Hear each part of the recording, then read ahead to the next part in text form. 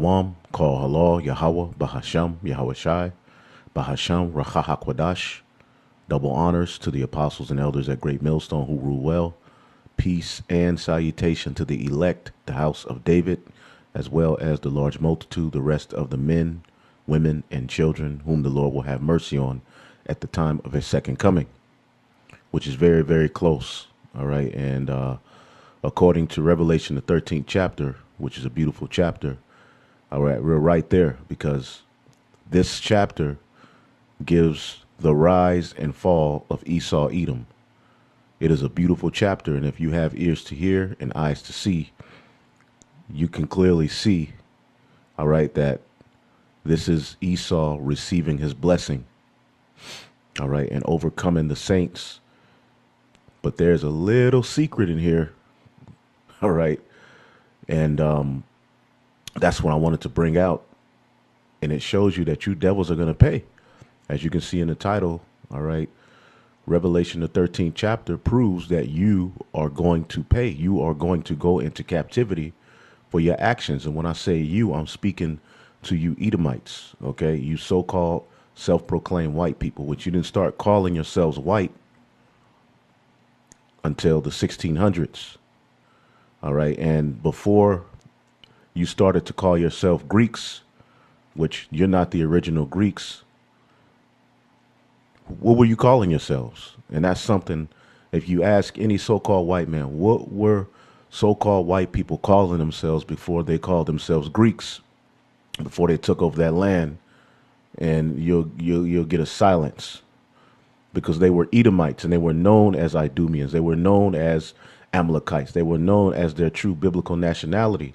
And through propaganda, science, and wickedness and witchcraft, he has the whole world thinking that these particular races in the form of black, white, Chinese, Mexican, are actually races, when your race and nationality is determined by coming out of one of the 18 nations which are written in the Holy Scriptures, man.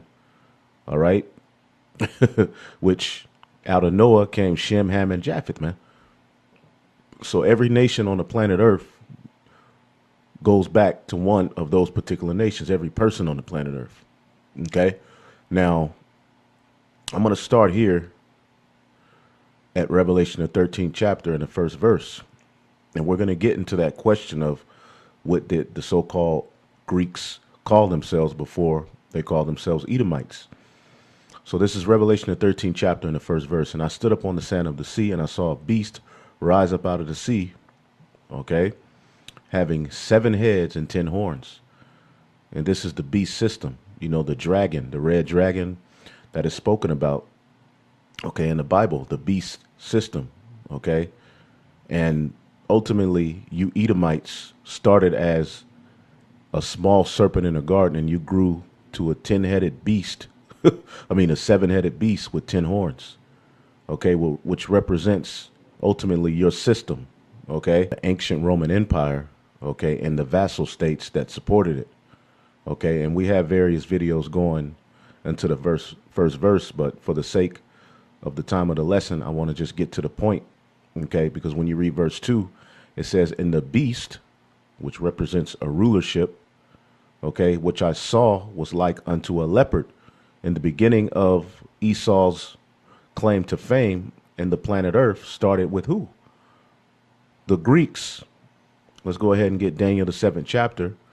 Okay, and when you read this chapter, it gives you the 4 major empires that will rule the earth, okay, leading up to the end and the fall of the heathen nations through the 4th beast, which was the Roman Empire, all right, and we'll get into all of that in just a minute, okay, in which the kingdom of heaven will be ushered in through the fall of these beasts, okay, and we're living at the time of the end of the Gentiles' reign, the Gentiles being the natural heathen.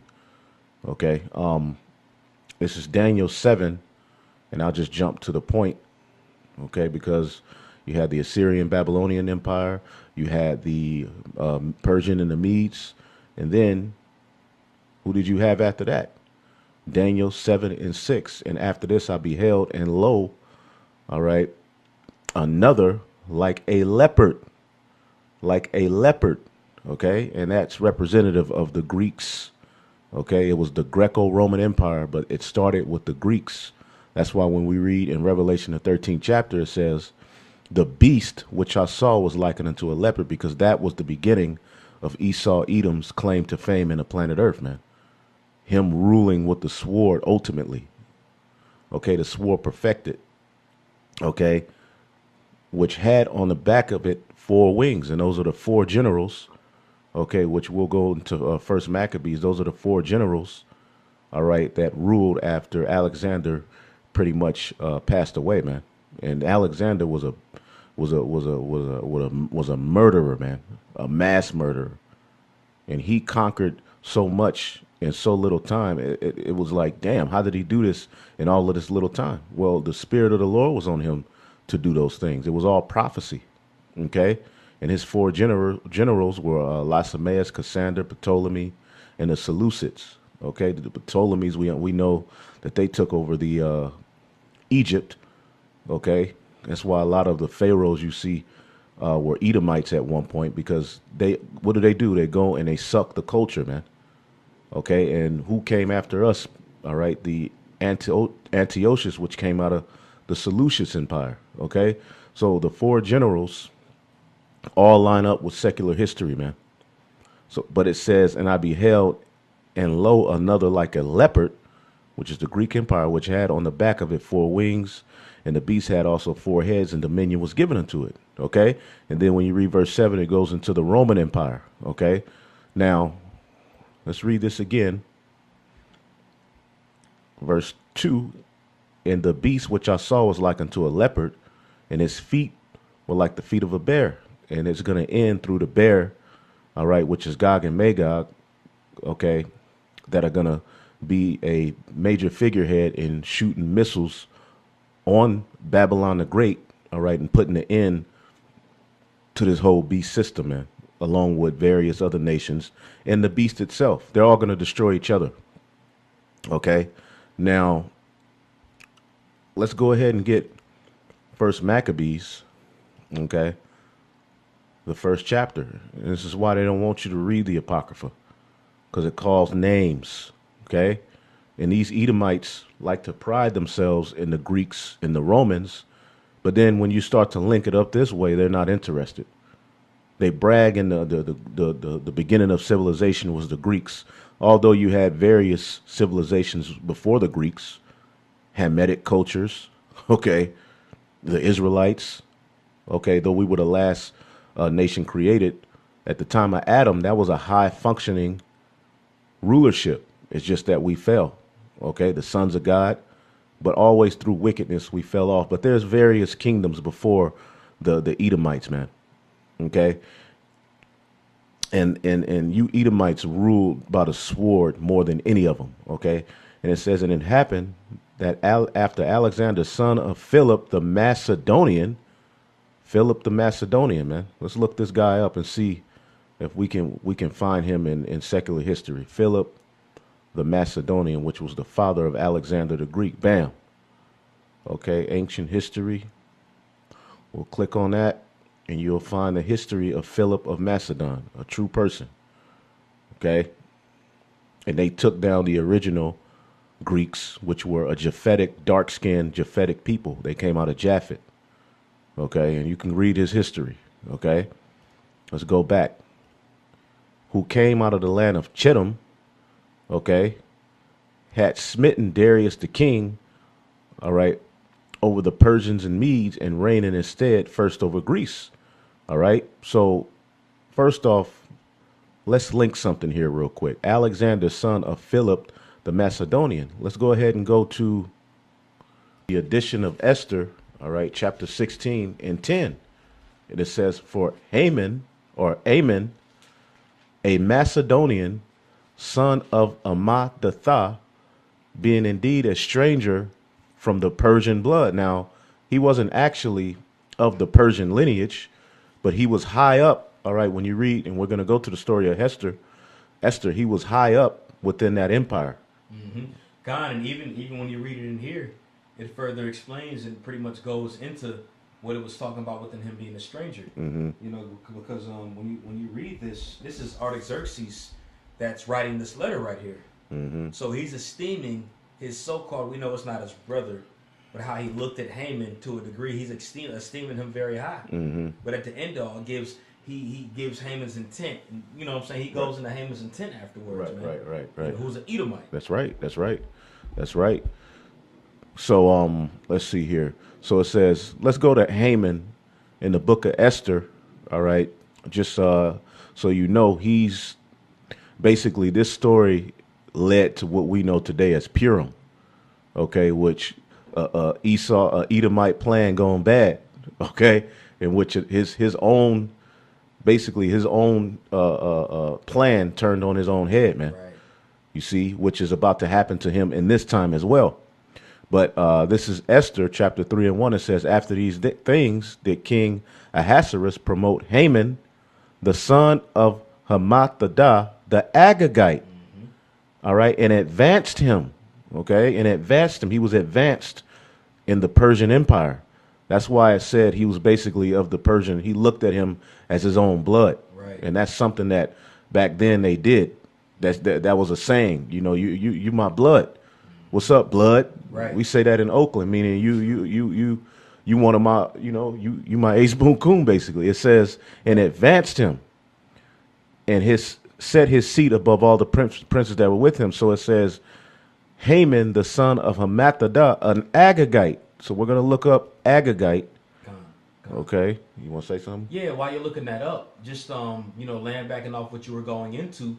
You know, when you have somebody that's pretty much, for example, you have the scenario with the Pharaoh and Joseph, and after the Pharaoh pretty much gave Joseph that ring and said you were likened to his And the cousin, chain, yep. You know, that goes into a covenant at the end of the day. It's a covenant, right? And when you go into a covenant, it's an agreement or it's a friendship.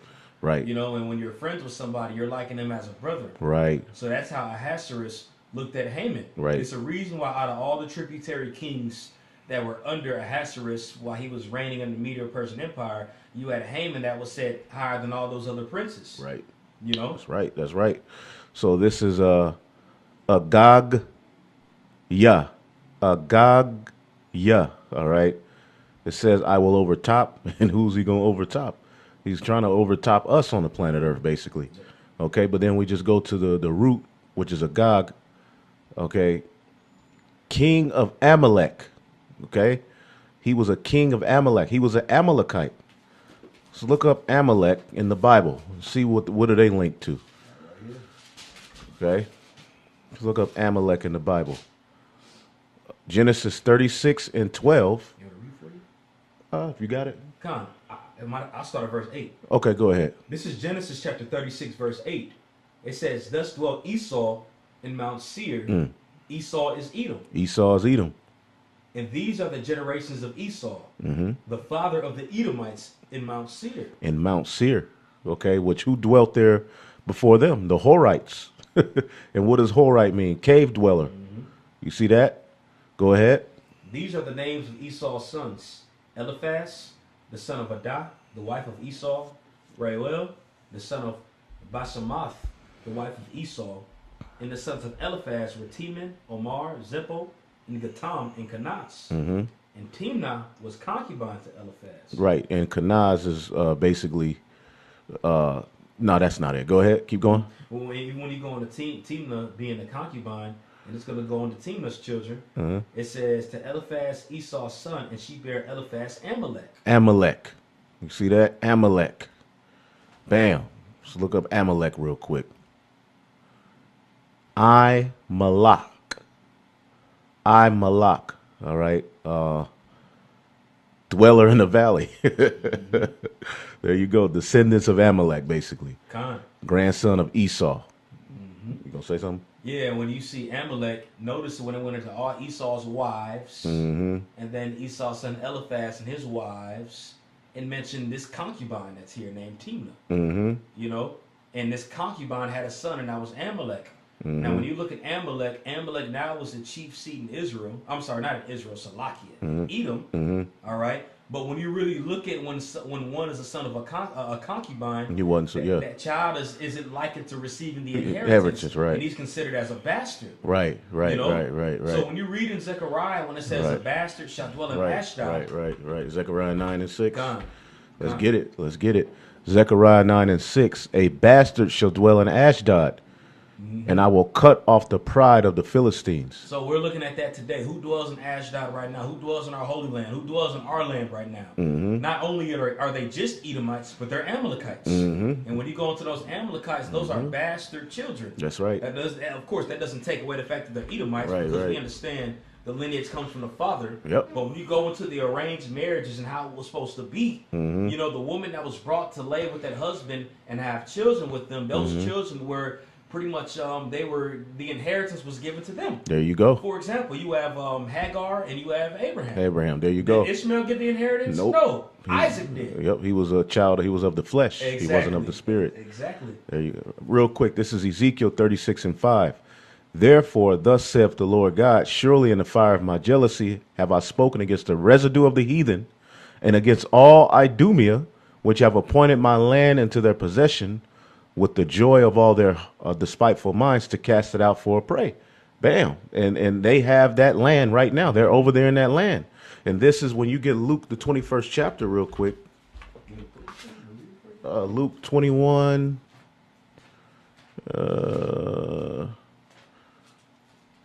And 24. Okay. This is Luke 21 and 24. And they shall fall by the edge of the sword, and shall be led away captives into all nations. And Jerusalem shall be trodden down of the Gentiles until the times of the Gentiles be fulfilled. The time of the Gentiles is about to be fulfilled. All right. And through the fourth beast, Esau, Edom, is this place going to fall, man. So I just wanted to show that real quick, because it all links to Esau when you go into this thing in the spirit, man. But going back here, so now let's read it over. It says, First Maccabees 1 and 1, and it happened after Alexander, son of Philip the Macedonian, which Haman can be linked to the Macedonian. Okay, and who was Haman? He was an Edomite who had friction with our forefathers at the time of Mordecai. All right, in the book of Esther. And why did he ultimately have friction? Because that beef between Amalek that went back to Saul, King David, in that time, in which our forefathers were ordered to kill all of them, man, to put them all to death, man. But through disobedience, they escaped, and a remnant of them, all right, were survived, and bam, you know, now they're here today. But this time we're gonna get y'all asses, man. That's right. Okay, so this is Alexander is an Edomite, man.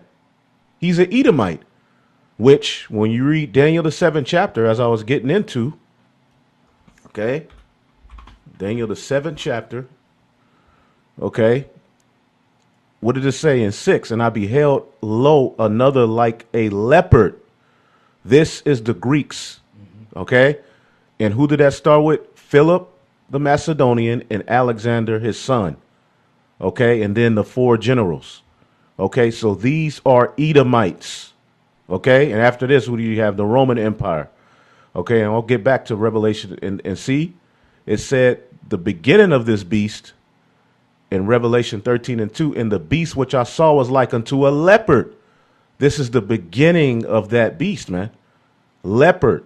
And that leopard is what? The Greek Empire. Bam. There you go. And I'm going to keep reading. It says, who came out of the land of Chittim, had smitten Darius the king over the Persians, the Medes, that reigned in his stead first over Greece, and made many wars, and won many strongholds, and he slew the kings of the earth. Why? Because there was given unto him a great sword, man.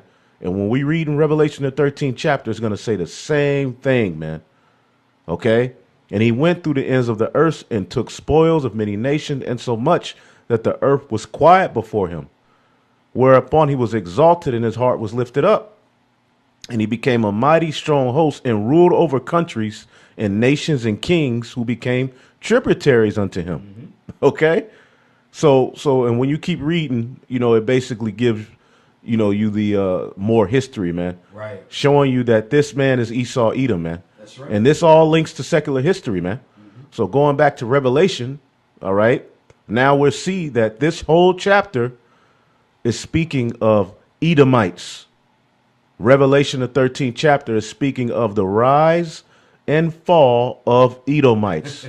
Right. And what were they blessed with? The sword, man. Right. That's The sword. Okay, watch this. And the beast which thou saw was like unto a leopard, and his feet were like unto a bear. And we understand that that bear, all right, is Gog and Magog, because when you get Revelation, the 20th chapter, real quick, okay, Revelation, the 20th chapter, in the 7th verse, it says, and when the 1,000 years are expired, Satan shall be loosed out of his prison. What 1,000 years is this talking about? The Byzantine Empire, okay, in which you Edomites were ooga all in the caves, and Job described you. And after that 1,000-year period, you basically uprooted out of that ooga state and took over Jake, because Jake had you down, man. Okay, and it's written about all throughout history, man. So he was loosed out of his prison, and what did it say? And shall go out to deceive the nations which are in the four quarters of the earth, Gog and Magog, to gather them together to the battle. So the end is going to come through a rebellion and a war led by Gog and Magog. And that can be read about in Ezekiel, the 38th chapter, man. Okay? So I just wanted to get that. So going back to Revelation, the 13th chapter, because the end of you Edomites is going to be led through Gog and Magog, as we just read. Okay? And Armageddon is coming. And his mouth was as the mouth of a lion, and the dragon gave him his power and his seat in great authority, man. Okay? And it says, and I saw one of his heads as it were wounded to death. Okay? And this is that period that we were just talking about. Okay? In which these Edomites were down. What they call the Dark Ages, a period in which nothing happened. No, what was happening is that our people, which they were being wicked, they weren't in their righteousness, were ruling. Okay?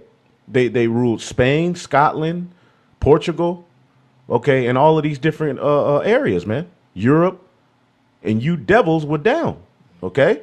So I saw one of his heads as it were wounded, and his deadly wound was healed. And that's through what we know as the Renaissance period, man. Okay, his deadly wound was healed, and all the world wondered after the beast. You see that? And they worshiped the dragon, which gave power unto the beast. Okay, the ancient Roman way, that system is worshipped. Okay, in this whole setup. Okay, that was the rebirth of what? The so-called white man. Okay, Renaissance means what? Rebirth. And they worshiped the dragon, which gave power unto the beast, and they worshiped the beast, saying, who was like unto the beast, who was able to make war with him? All right, I'm going to keep reading down, and I'm just reading through this so that we can get to the point that I want to make. And there was given unto him a mouth speaking great things and blasphemies, and power was given unto him to continue 42 months, a particular amount of time. All right, and he opened his mouth. What did these devils do? He opened his mouth in blasphemy against the Most High, to blaspheme his name, all right, and his tabernacle, which are the Israelites, and them that dwell in heaven. He blasphemes the angels. He tells you that they're aliens with big green, little green men with big black eyes, blinking, you know, flying around drinking cherry Coke. They associate the angels in the heavens with a joke, man.